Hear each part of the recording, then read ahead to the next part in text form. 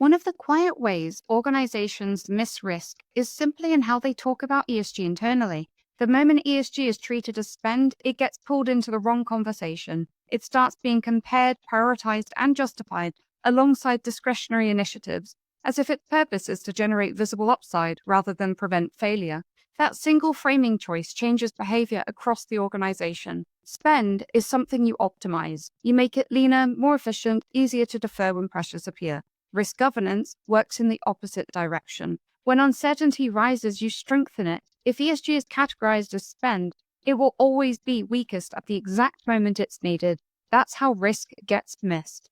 Decision making shifts towards cost control instead of exposure. Leaders start asking what can be trimmed, simplified, or delayed without asking what new vulnerabilities that creates. Nothing breaks immediately. There's no alarm, but over time, gaps open quietly. Not because anyone is careless, but because the organization is optimizing the wrong thing. Risk doesn't announce itself in advance. It accumulates slowly, it compounds invisibly, and it waits for a trigger.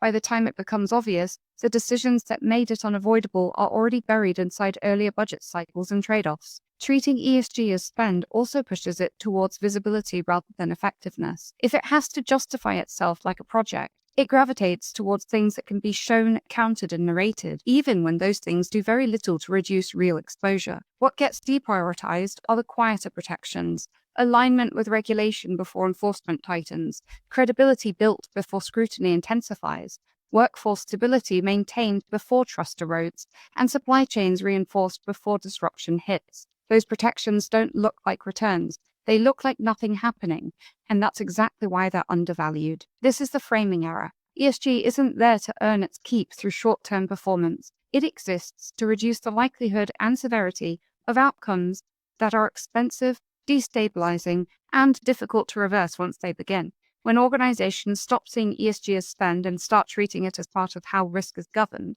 different questions emerge.